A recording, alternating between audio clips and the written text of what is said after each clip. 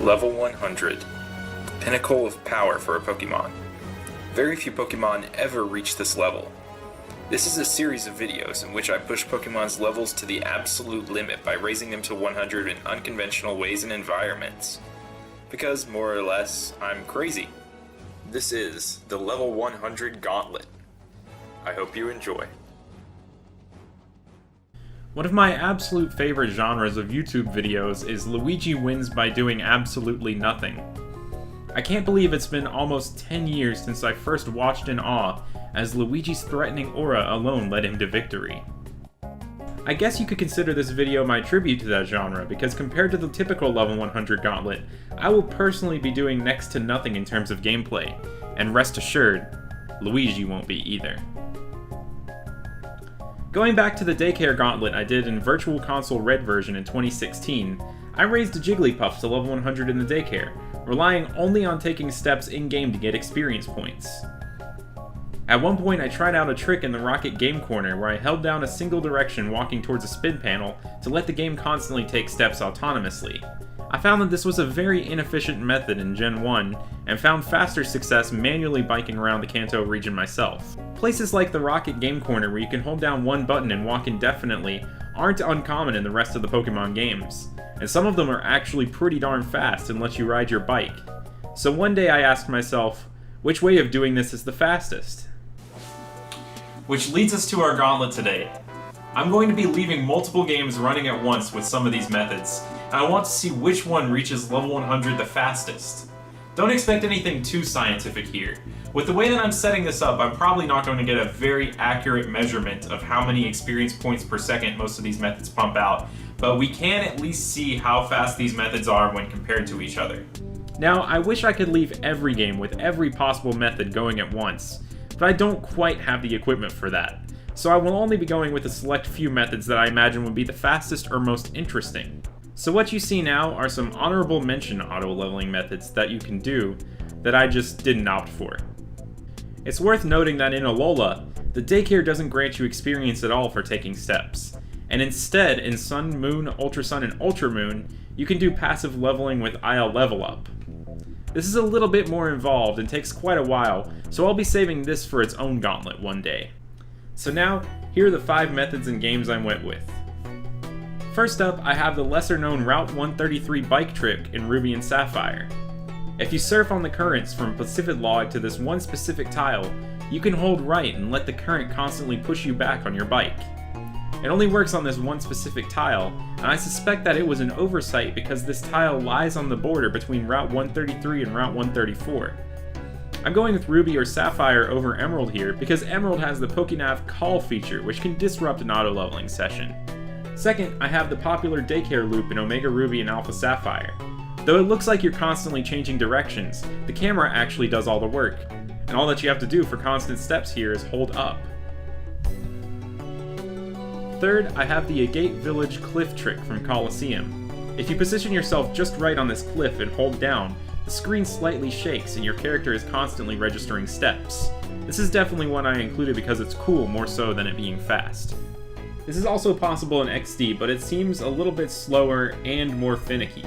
Also, like Emerald, XD has random notifications that can disrupt an auto-leveling session.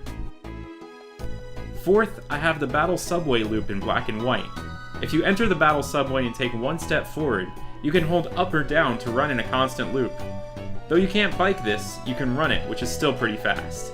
One caveat to running that biking doesn't have is that you have to hold down a direction and the B button to pull this off. And last, I have the Lumio City Prism Tower loop from X and Y. If you're in the center of this area, you can hold left or right and bike in loops around the tower. We need a Pokemon test subject too, and since we used Jigglypuff last time, we'll use Igglybuff this time. Mostly because the idea of a level 100 Igglybuff sounds hilarious to me. Since Pokemon hatch at level 5 in the 3rd gen games, we'll start out at level 5 on every game. This is only a difference of 100 experience points, but it's still nice to at least be consistent. Also, since it's so easy to capture at this level and it's in the same experience group as Igglybuff, I used an Audino instead in Black version for convenience sake. Alright, here's the little setup I have going. I have 3 3DSs plugged in, one will have X, one will have Omega Ruby, and one will have Black. But since I think these three methods will be the fastest, I'm going to give a head start to our two GameCubes down here, one of which has a Game Boy player with a Ruby version inserted, and one of which is on Pokemon Coliseum. So let's get those all set up.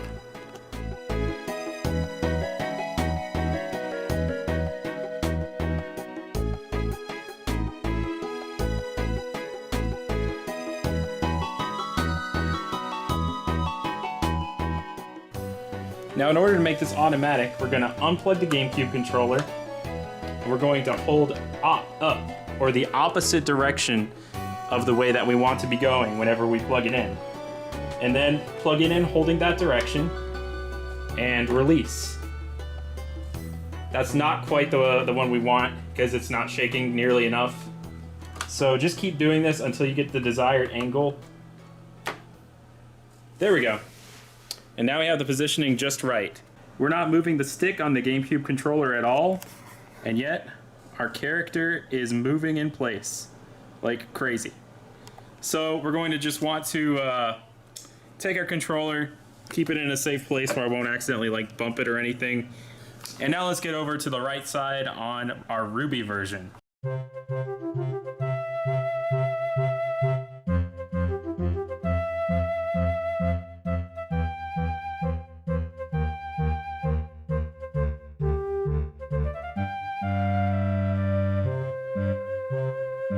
So we're going to do the exact same thing on the other GameCube controller here. We're going to want to be holding to the left because we want to be going to the right whenever we reset the controller to a neutral position.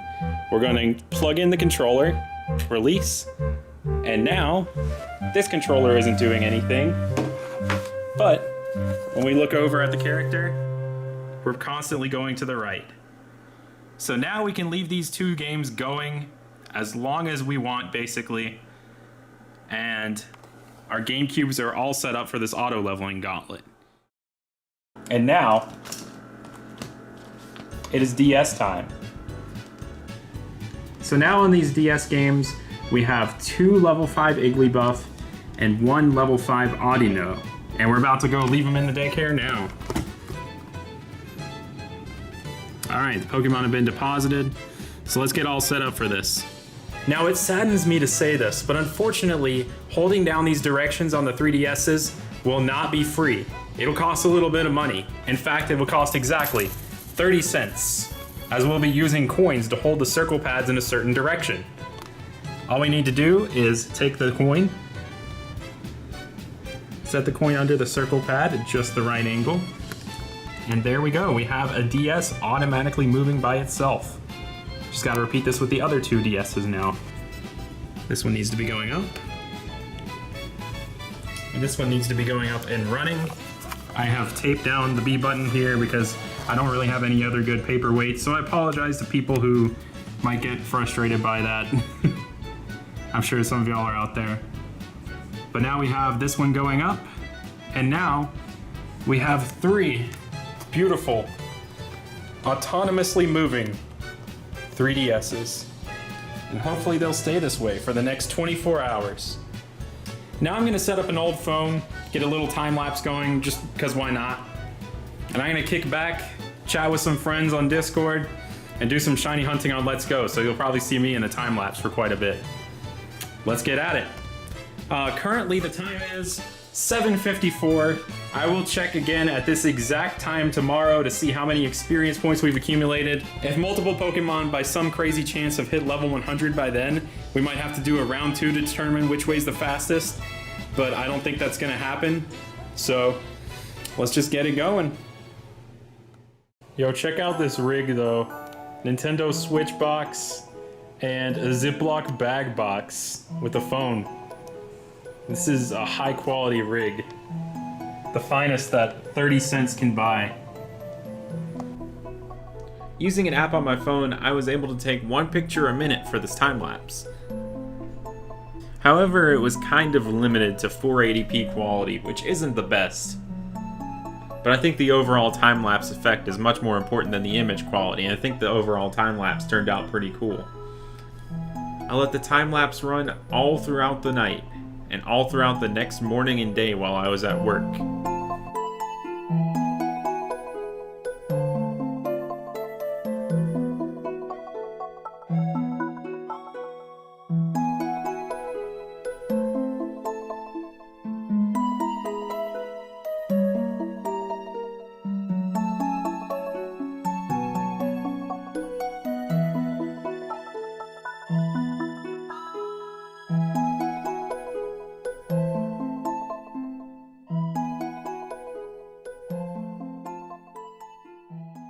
Just noticed that unfortunately my character on black version is walking, so it seems my tape rig has failed. Rest in peace black version's chance at winning this whole race, but we're still gonna hit level 100 with it. I believe in you, buddy.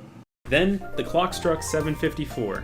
It was time to check out how well the daycare people did working tirelessly over the course of these 24 hours. I made sure to save my progress before checking so I could reset and keep going if needed. First, I checked in on Audino in black. It had grown to a nice level 74. Despite the whole B button mishap, it still progressed at a respectable rate, gaining 334,699 EXP from the 100 where it started, which is roughly 13,945 points per hour, 232 points per minute, and 3.87 points per second.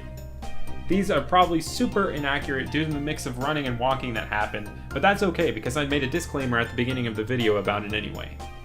Then I took things over to Omega Ruby, and to my surprise, we had already reached level 100 within the first 24 hours, meaning at absolute minimum, we gained 33,329 experience points per hour, 555 experience points per minute, and 9.25 experience points per second.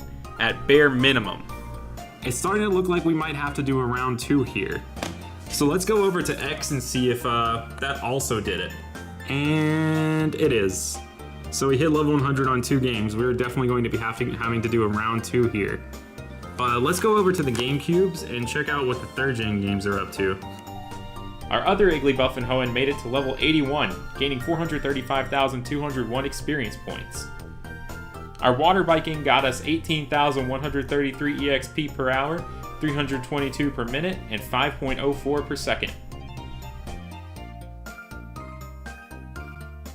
And last I checked Colosseum, which only managed to get 139,567 experience points over the course of 24 hours, which is 5,815 EXP per hour, 96.92 per minute, and 1.6154 per second. With this one, it's pretty clear I'm going to have to leave this GameCube on for a while. Knowing my GameCubes had a lot of work to do, I reset the games to the saves that I made before picking up the Igglybuffs, and I let them start running again. And then I set up my black version in the Battle Subway once again, but not without much difficulty in trying to get this B button held down. After making an additional 25-cent investment, nothing happens. After trying various different methods, I have opted to go with the tape method again, except I have reinforced it a little bit by taping it to the counter as well. I am fully aware that I am a dumb caveman, but we're getting those levels, and that's all that matters. So let's get those levels. Alright, it hasn't even been 10 minutes yet, and we are back at a brisk walk. So, let's just cheer our boy on, see what he can do. Actually, I'm not giving up on the boy yet. I'm double taping now. Let's see what happens. And while we wait to see if my astonishingly genius way of taping down the B button is effective, I set up for round 2 on Omega Ruby and X. The idea here is to leave 2 level 1 Froakie in the daycare overnight, and then intercept them in the morning before they reach level 100 to see which one is higher level, and therefore which method is faster. It is 7:34 in the morning, and good morning to everyone except for my character on black version who is walking around the battle subway again. And now I'm going to check to see the results of the tiebreaker between X and Y and Omega Ruby Alpha Sapphire to see which one has the faster auto leveling method. Alright, and the Froakie is level 79 on Omega Ruby and 83 on X. So it looks like X and Y is slightly faster than Omega Ruby Alpha Sapphire when it comes to forming a daycare loop. Alright, so we're looking at 506,013 experience versus 600,522 experience. But yeah, it looks like I can conclusively say now that X and Y's Lumio City Daycare Loop might be the fastest in the entire Pokemon series. And now I will let these DS's rest, because they've been going at it for 2 days. But unfortunately, we can't give any rest to the Wicked, because he's still walking. Later that night, when I got home from work, Igglybuff had reached level 100 in Ruby. Also note that the EXP is above the maximum 800,000. This is a glitch unique to Ruby and Sapphire's Daycare. Metarkrai M has a good video on it. But anyway, only Colosseum and Black remain to reach level 100. However, out of some form of paranoia that may or may not be justified, I decided to save and turn off my GameCube after 48 plus hours of being on. So I just left Black version running. 6:47. But this time I'm pretty far away from the microwave instead of right there. Some good old extra time on this file now. And Audino has hit level 100, leaving only Colosseum. I'm sure I'll turn on the GameCube again sometime.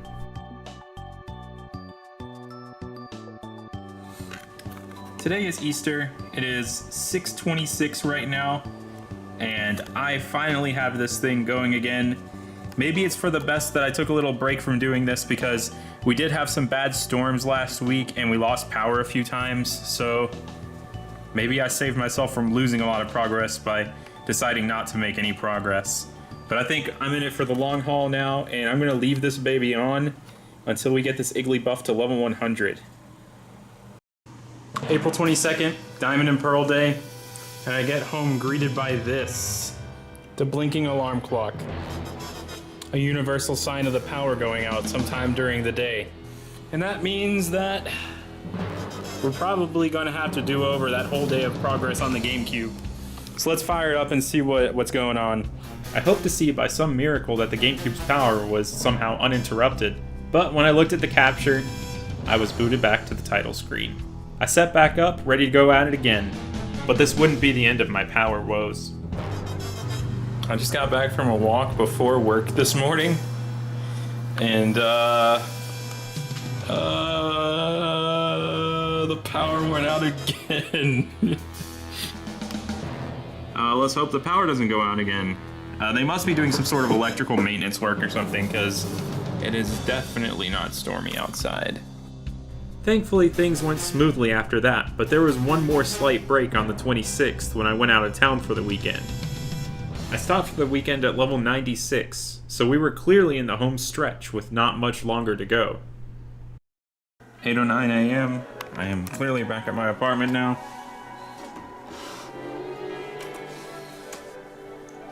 I think this will be the last time I boot this thing up unless the power somehow goes out. 12:05. I think by now we should be at level 100.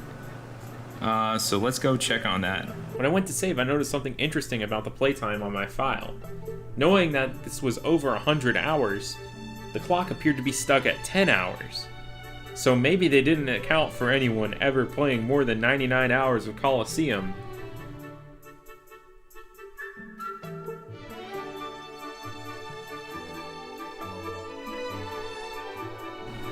There we go. Level 100 Igglybuff. Look at that. 800,000 experience points. Level 100. So we've done it now. We have finished the auto leveling race. This was definitely not the winner, but it finished. That's the most important part of a race. Letting everyone finish. Now, if we check on Luigi, he has not moved at all, and he has done nothing. Just as planned.